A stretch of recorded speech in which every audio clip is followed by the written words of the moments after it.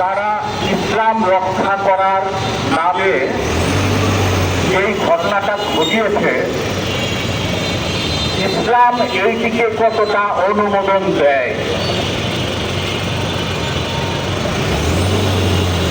আমি একটি 3016 নম্বর হাদিসে রয়েছে যে একদিন নবীজি সাহাবাদের নিয়ে বসেছিলেন। সেই সময় সামনে দিয়ে একটি লাশ নিয়ে যাওয়া হচ্ছিল। নবীজি দাঁড়িয়ে গেলেন, সাথে সাথে তার সাথে সাহাবারাও দাঁড়িয়ে গেলেন। সাহাবারা বললেন যে হুজুর, এই ছিল একটি ইহুদির লাশ। নবীজি বললেন সে আদম সন্তান, সে মানুষ ছিল, সে বিদায় নিয়েছে, তার সাথে কোনো বিপরীত চলবে না। এইটি বলে তিনি বললেন, তোমরা শত্রুর লাশ বিকৃত করো না এবং তাদেরকে আগুন দিয়ে শাস্তি দিও না, কারণ আগুন দিয়ে শাস্তি দেওয়ার অধিকার একমাত্র আল্লাহ। এখন সূরা ফাতলার খবর থেকে তারা লাশ তুলে সেটাকে যেভাবে পুড়িয়েছে, এখানে আমাদের নবীজি বলছেন তোমরা শত্রুর লাশও আগুন দিয়ে পড়বে না, বিকৃত করবে না, মৃত মানুষের সাথে কোনো দুষ্কর্ম চলে না। আর ঈমান আকীদা রক্ষার জন্য যে দায়িত্ব পালনের জন্য আমাদের দেশে তথাকথিত লোকজন আজকে বর্বরতা চালালেন, এইটি মানবতার বিরুদ্ধে শুধু না, এইটি ইসলামের বিরুদ্ধে একটি বর্বরতা। আইয়ামের জাহিলিয়াতের যে যুগটা ছিল, আরবে বর্বরতার যুগ ছিল, তারা সেই বর্বর যুগে আজকে আমাদের এই দেশটাকে, সমাজটাকে নিয়ে যেতে চাচ্ছে। আমরা এই বর্বরের উদাহরণ ইসলামের ইতিহাসে আরো বহুবার দেখেছি। আমরা দেখেছি কারবালাতে ইমাম হুসাইন রাদিয়াল্লাহু আনহুর সাথে যখন ঘটনা ঘটে, মাত্র 72 জন তার পক্ষে ছিলেন, তার বিরুদ্ধে সাহাবা এবং তাবেঈন ছিলেন 22,000। তারা মুসলিম নামধারী এবং তারা সেখানে বলছেন সেই রণক্ষেত্রে ইয়া দিচ্ছে সীমারকে, যে সীমার তুমি দ্রুত বস্ত্র বিকল্পিত করো, আসরের ওয়াক্ত চলে যাচ্ছে।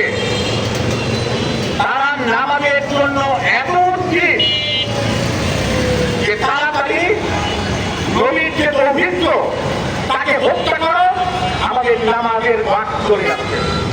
সেই 22,000 যে মুসলমান ছিল, মুসলমান নাম দাঁড়িয়ে ইয়াজিদ ছিল, এরাকে ইয়াজিদ সেখানে বংশধর। তারা তো নিষেধ করে যায় নাই।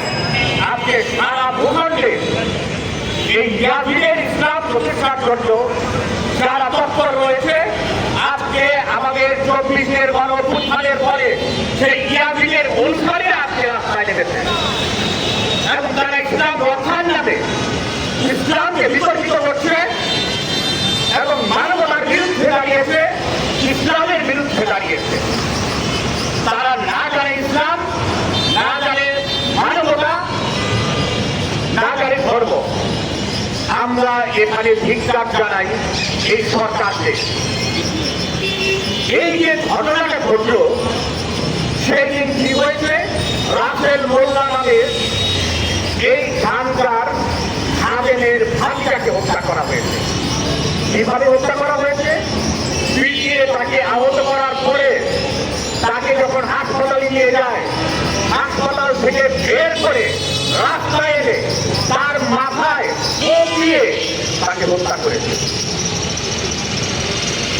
তারা কি ভাবছে ইসলাম প্রতিষ্ঠা করবে? আমরা দেখলাম যে ইতিমধ্যে সরকার 16 জনকে গ্রেফতার করেছে। সে এলাকার মসজিদের ইমামকে নাক তোলার জন্য নির্দেশ দিয়েছিল, তাকেও গ্রেফতার করা হয়েছে। কিন্তু এই বর্বরতা উদযাপনের পরে গেল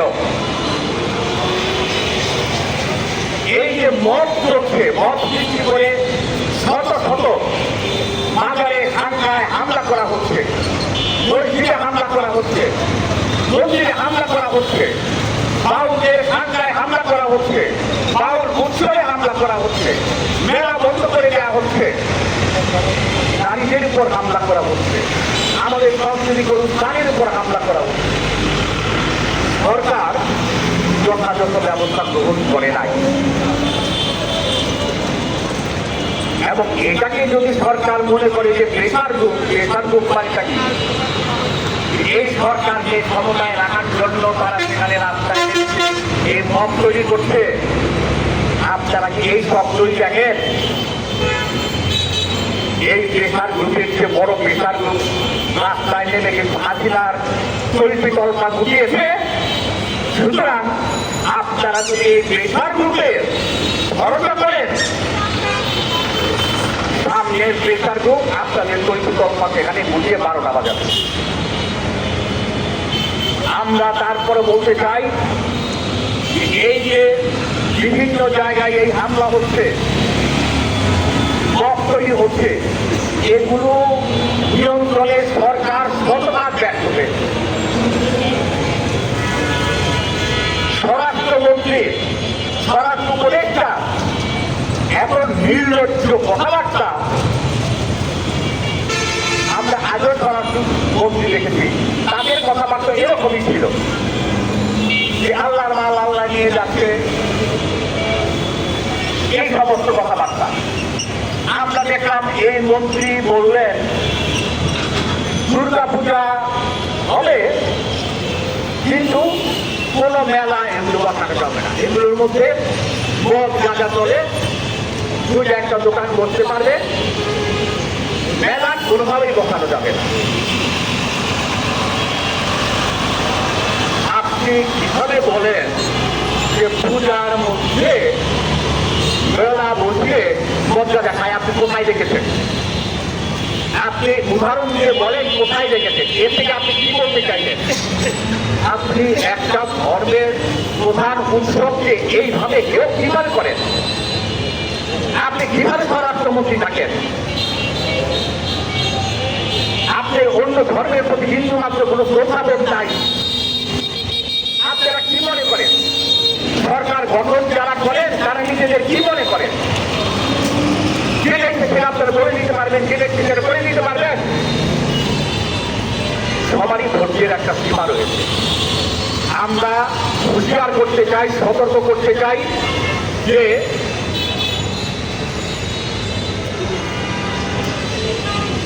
সময় রয়েছে, এখনো পর্যন্ত আপনারা এই সমস্ত নিয়ন্ত্রণে কার্যকরী ব্যবস্থা গ্রহণ করেন। সেই আকাঙ্ক্ষা নিয়ে বৈষম্যের বিরুদ্ধে মানুষ রাজপথে ঝাঁপিয়ে পড়েছিল, সেটি একটা মৌলবাদী সাম্প্রদায়িক রাষ্ট্র প্রতিষ্ঠার জন্য নয়। এই বিষয়টাই স্পষ্টভাবে মাথায় রাখবেন। আমরা আমাদের এই দেশটাকে কোনোভাবে ভারতের এবং পাকিস্তানের কোনো সহযোগী রাষ্ট্র আমরা সেখানে বানাতে চাই না। আমরা 71 সালে অনেক কিছু ফায়সালা করেছি, 24-এ অনেক কিছু আমাদের ফায়সালা হয়েছে, আপনারা সেগুলো বুঝতে পারছেন না।